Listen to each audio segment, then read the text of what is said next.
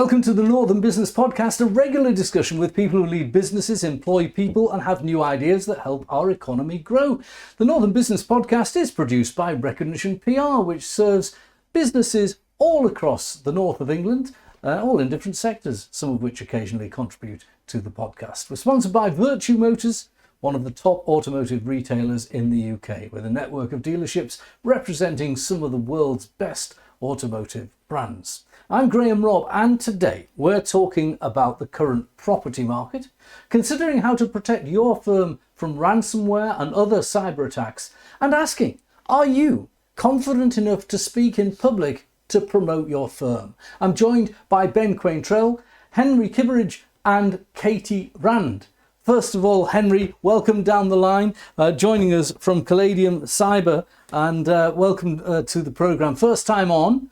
First of all, do you think cyber security issues are improving in terms of people are more aware of them, people are less caught out by the low-hanging fruit, and we've got a better awareness among business people? Hi, Graham. Well, firstly, thank you very much for having me on the show.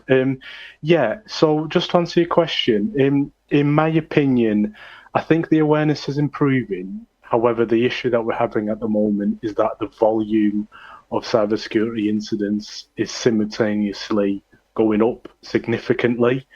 The NCSE last year reported in their annual review that cybersecurity incidents are actually have gone up 50% really in the last 12 months. And we're now seeing 4 nationally significant incidents per week. So, I think people now have some kind of an idea about cybersecurity, and they know that it is important, and they know the impact of a security incident. However, at the same time, we're in a situation where there's just more incidents to kind of like deal with as well. So it's a bit of a catch-22 at the minute. On last year's Northern Business Podcast, I had one of the former defence secretaries, and he was pointing out that it was directly correlated to the Gulf, Ukraine war, and the action in the Gulf and over Israel would certainly have had an impact. But the starting point for the big peaks was the invasion of Ukraine. Yeah, definitely. So I think what's happening really is that because of the geopolitical tensions that have arisen from the Ukraine invasion, and also more recently the Iran war, so we're seeing more and more incidents of threat actors that are actually, in some instances, state-funded, that are particularly targeting businesses within certain countries and have political motives behind them. So that's meant that some of the incidents that we're seeing are maybe far more sophisticated than maybe we would have seen 10 or 15 years ago, and also far more persistent as well, considering that there's now a political motivation behind what they're doing. Now, a lot of cybersecurity firms will quickly go to the sort of hype and fear factor to cause people to do things. Now, I'm sure you've got lots of horror stories, but let's talk about the positive element. What can you do to defend yourself? I mean, my door has a lock on it, my front door. My house has cameras to prevent burglaries. What can you do to prevent cyber attacks? Yeah, brilliant. And I'm really glad you mentioned this, to be honest, Graham. So one of the reasons that I set up this business, to be honest, is I wanted to be on a mission really to quite a lot of SMEs out there, to actually tell them that yes, cybersecurity can be scary, and yes, there's a lot that we need to be worried about. However, at the same time, there's a lot that businesses can do to actually mitigate the risk of these incidents, and it doesn't necessarily have to involve spending a lot of money or implementing really complicated technical systems. And for me, one of the simplest things that you can do as a business is to build that cybersecurity awareness culture. So, despite all of the technological advances out there, one of the most successful attack routes for cybersecurity hackers is social engineering. So things as simple as picking up the phone and ringing someone or sending an email, those are still the most effective ways that people are getting into systems and executing these attacks. And for me, if you have a security awareness culture where people naturally are really vigilant, people are naturally thinking about potential suspicious communications, people are naturally asking questions when something unusual comes through, that alone is a huge defense towards these attacks. And really, to build this culture, we've all kind of heard about how we can do security awareness training, which can really help with that. But I think just communicating to people within your business, actually making them aware of some of these risks, and actually educating them on what something suspicious could look like, would really significantly reduce the chance of these attacks being executed. Let's just pause and let me give you a little story which I think illustrates that, and see where you think the company would have been. What would your advice to the company have been? My PR firm represented a manufacturing firm that was ransomware. Now, whether they paid the ransomware is not for me to disclose or not, but they managed to sort things out. They had to rebuild their entire IT system. It was an SME company.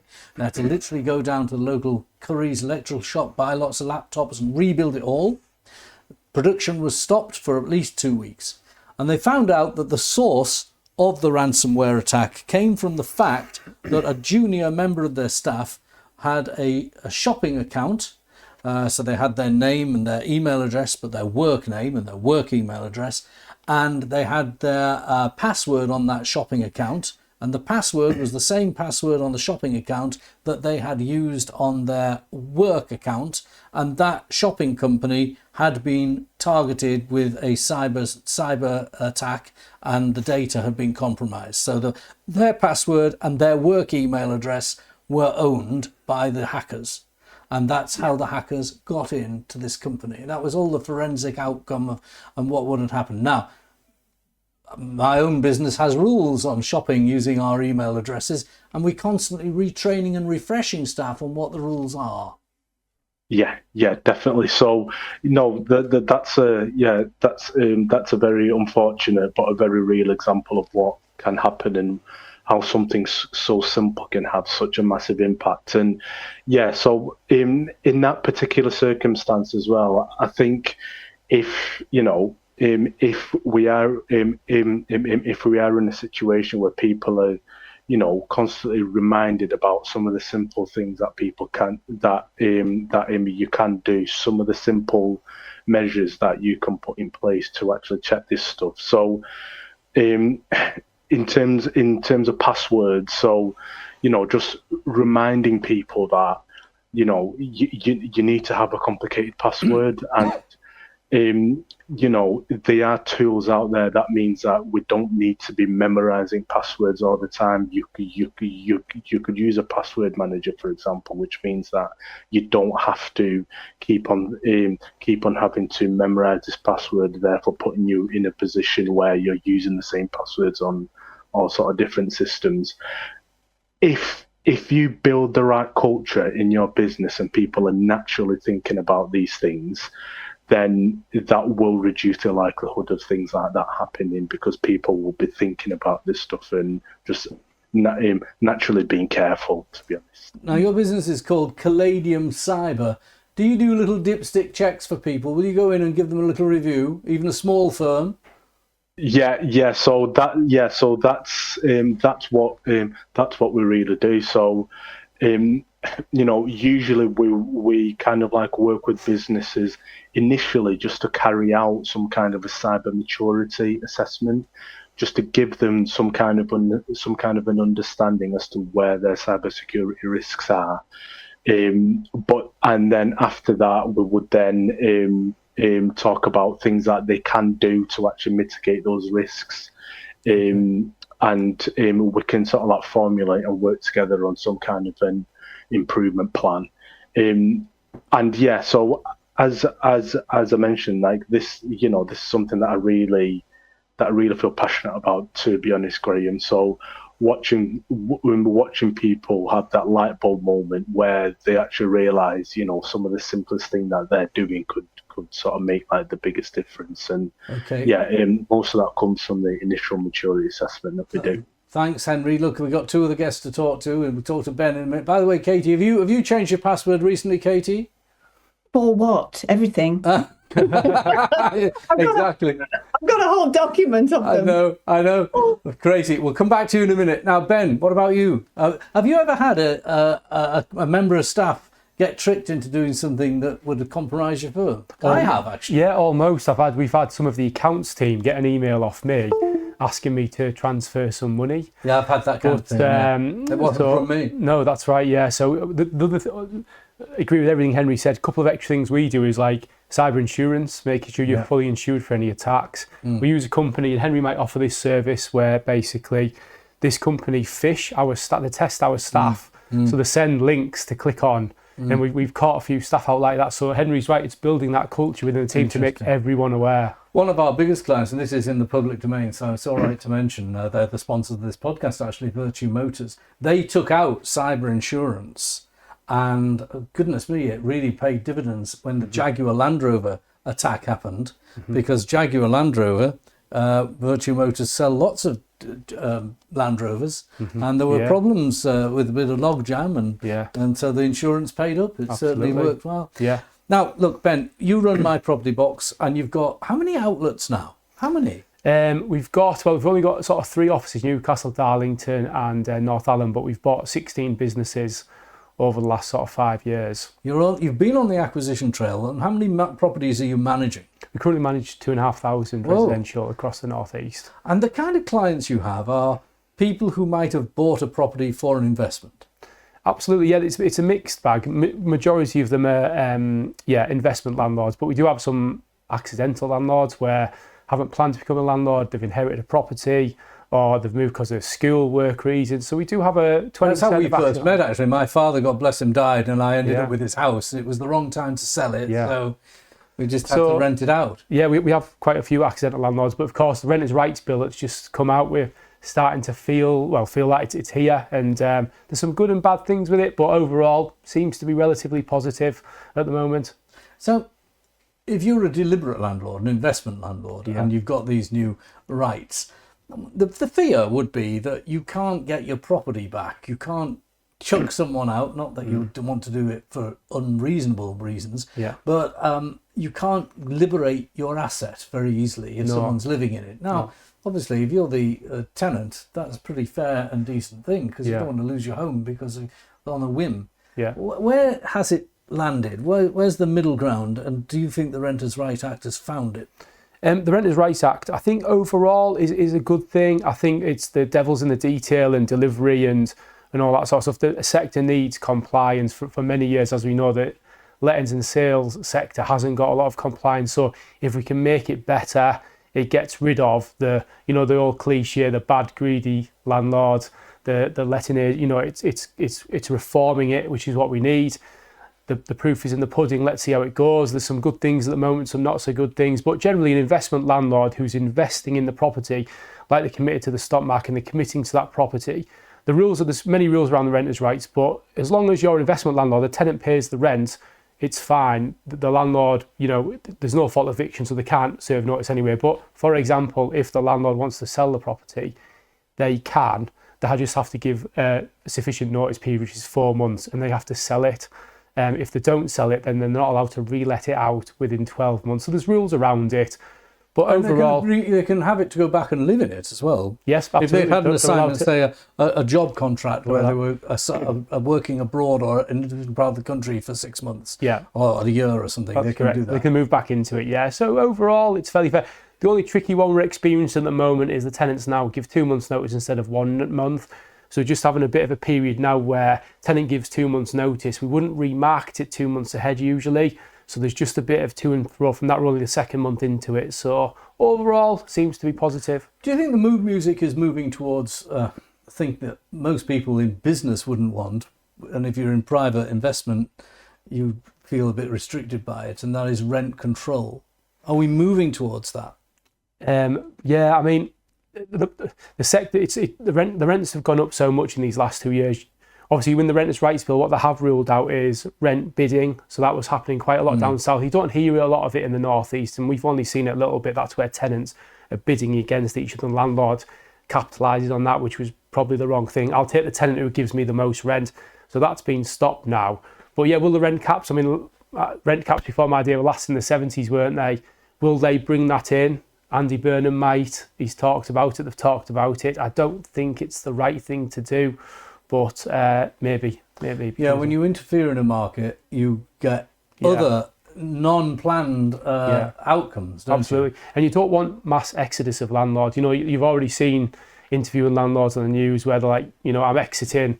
The tax, the compliance, they've got to get a balance right. They don't want landlords leaving the market and flooded with properties for sale. Let's talk about the market. Interest rates are relatively stable. If they're going up, they're not going up much. If they're going down, they're not going down much. Yeah. So you've got a relatively stable finance arrangement for property, but properties prices, they're not doing much either. That's a bit middling. No, it's kind of... Is there a yield there if you buy a property now? Is it still a worthwhile investment? Yeah, I mean, what the market at the moment, the top end of the market, so everything in the northeast above 250, 300,000, it is so quiet. The top end of the market is quiet without any shadow of a doubt. I speak to a lot of the agents, a lot of our competitors that I'm friends with and know, and the top of the market's really quiet. The bottom end of the market, the investment market, is really busy because the yields are still strong, rents are still there.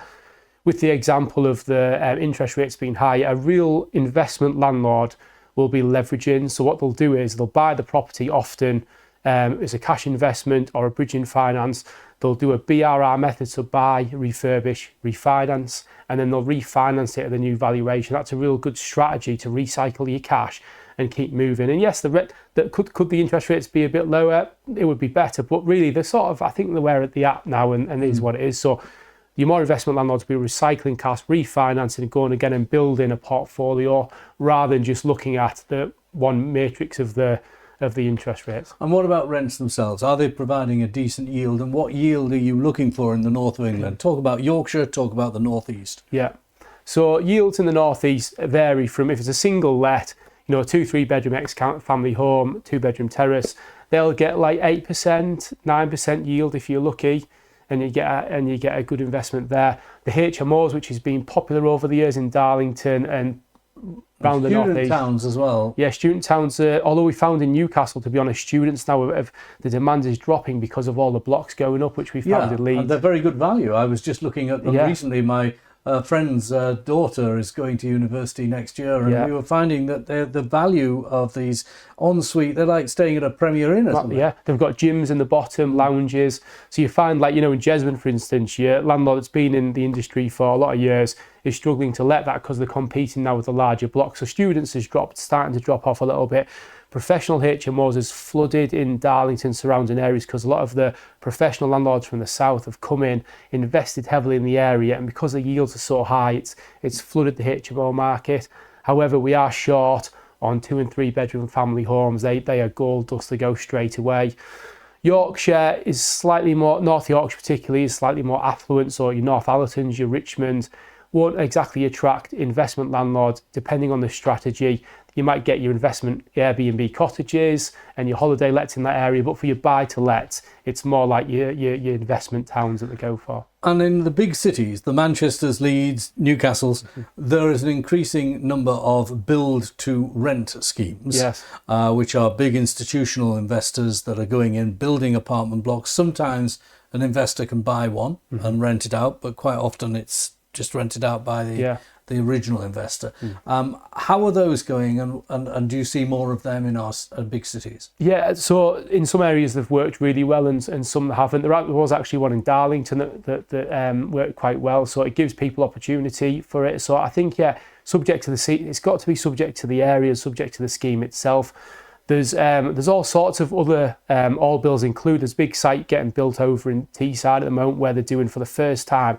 The whole site is going to be built to rent, all bills included. So we've never seen that before. So yeah, I guess if it if it achieves the goal that we're setting, which is more housing, nicer places for people to rent, then it's the right thing. But yeah. Final question. You've got potentially a new Prime Minister coming on board, and what he wants isn't more housing generically, it's more council housing. That's literally what he said. They want to build local authority housing again. Do you think that's the right use of government resource?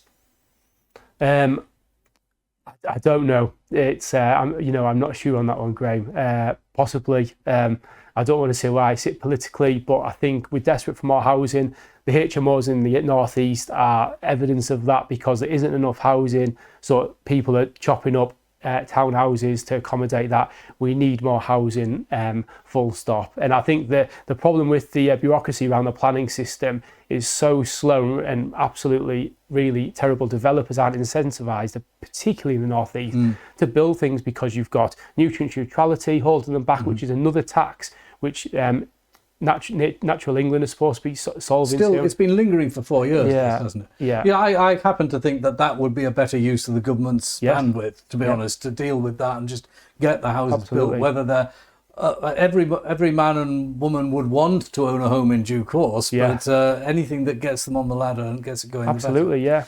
Right.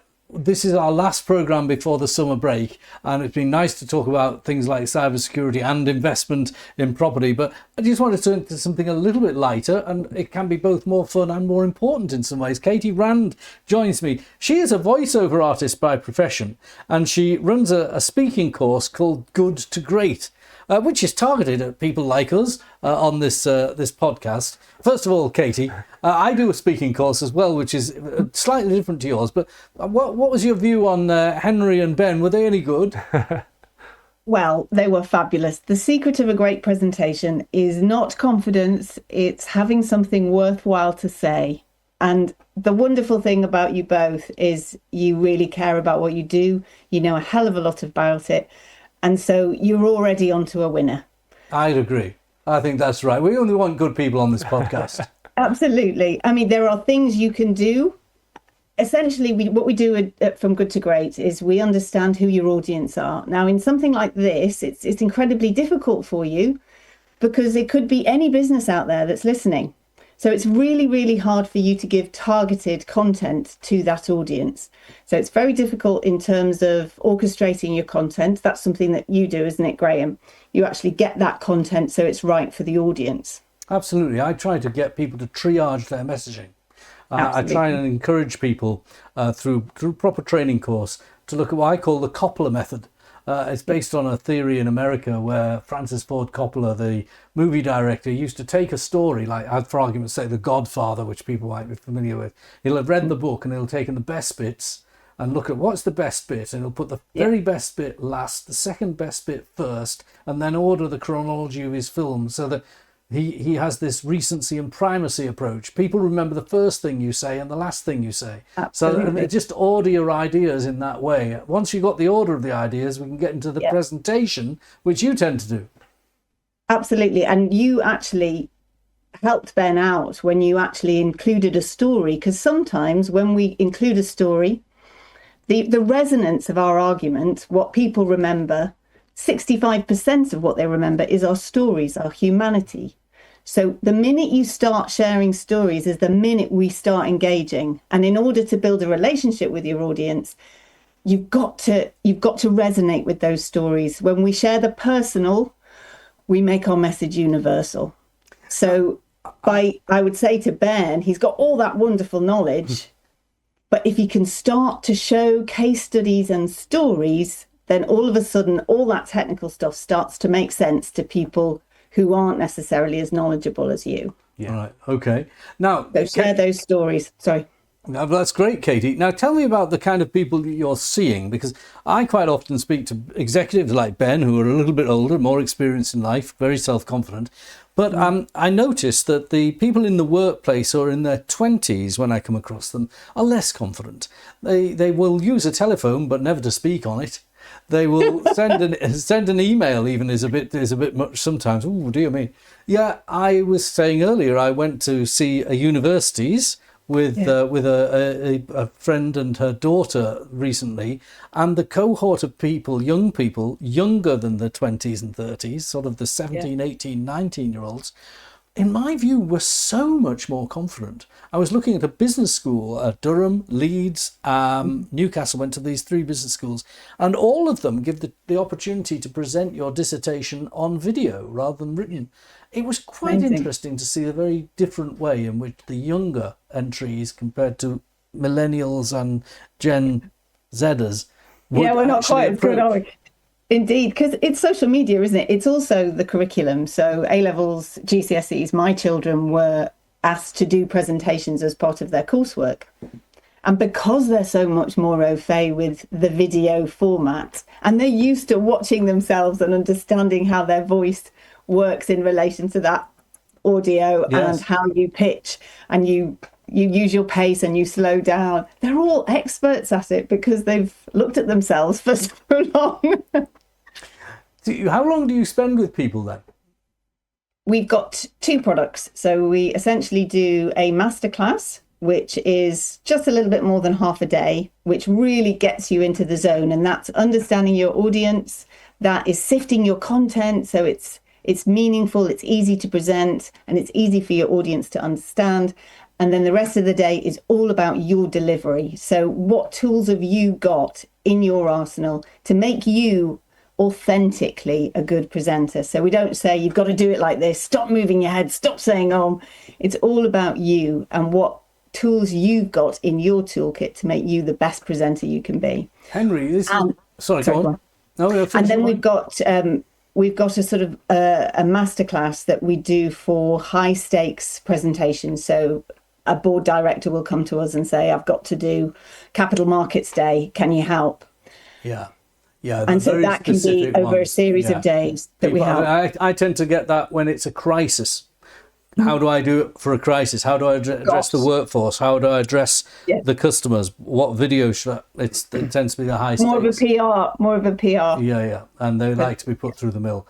Henry, this is your first time on your podcast. Were you put through the mill by someone before you came on? And did you feel confident or nervous? To be honest, Graham, I was absolutely petrified. And you didn't look it. Still am. God bless you. You were brilliant. And you've got to do it, haven't you? I mean, this is the point. I've got a story. Yeah. I share this on this podcast, but I've never told it on a podcast. You've heard this story before, I think, Ben. When I was a very young man, I was standing for Parliament. I'm talking about a long time ago, going back to the late 80s here. And I went into a training session for other people that were standing for Parliament. And at the lunch break of the training session, Margaret Thatcher came in. And she got her... she went and had a buffet lunch. Everyone, so there was tables of 10, sort of 10 tables of 10, and she sat down with her security men and her advisors after getting a rubber chicken and rice and everything, and she had a lunch. And at the end of the lunch, she started to talk to all these people who were the possible candidates for Parliament. And she said, and she was very, very, very direct, as you can imagine. And she said, I think you're all expecting a political speech. Well, you can wait for the television for that kind of thing. This is insiders. Now, I have to say how very disappointed I am with some of you. What shrinking violets you are. I'm in the corner of the room, the Prime Minister of Great Britain and Northern Ireland, and not one of you came up to me and said, oh, Mrs. Thatcher, can I talk to you about this thing in my constituency or that other thing that's going on? She said, if you can't speak up for yourself, you can't speak up for your constituents, you're in the wrong game, get out. Yeah. And do you know what? Since then, I've never turned up to a business meeting and not asked a question or spoken up. And if I've had the opportunity, I've always been a bit of a big mouth. Because if you can't speak up for yourself, you can't speak up for your client. Absolutely. No, my father met her. He was in biochemistry and he met her at number 10. He was invited in and he he disagreed with her at one point and she just walked away. Oh, I would have. When I disagreed with her, I always ended up in a good constructive argument. But there we are. She just walked away. Well, we each have our stories. It was at the end of her But career. the main story I was telling, I think you would probably agree with her that you have got to be able to speak up for yourself and not Absolutely. worry about it. Yeah. Yeah. And that's why it's so important to talk about something that matters to you, because if we do, then we can present well. The worst thing in the world is to present somebody else's work. I don't know whether that's ever happened to you, but it's awful to present someone else's work. awful. Yes. Yeah. Indeed. Well, look, Katie, I wish you luck with it. It's called Good to Great, your course. You're It's actually Katie called From Good to Great. From Good to Great. And Katie Rand, people can look up you up on LinkedIn, and hopefully you'll be able to give some more advice to businesses in the north. Henry, thank you for joining us. Keep the gremlins and the bugs and the cyber hackers at bay, please. Ben, have a great summer. Thank you. Continue to look after our property. That's it for the podcast for this summer. We'll be back in the autumn. If you want to take part, contact me or Fiona Charlton, my assistant producer, via LinkedIn. In the meantime, thank you to all my team, especially Robin Campbell and also Kieran Graham, who regularly are our technical operators. See you soon.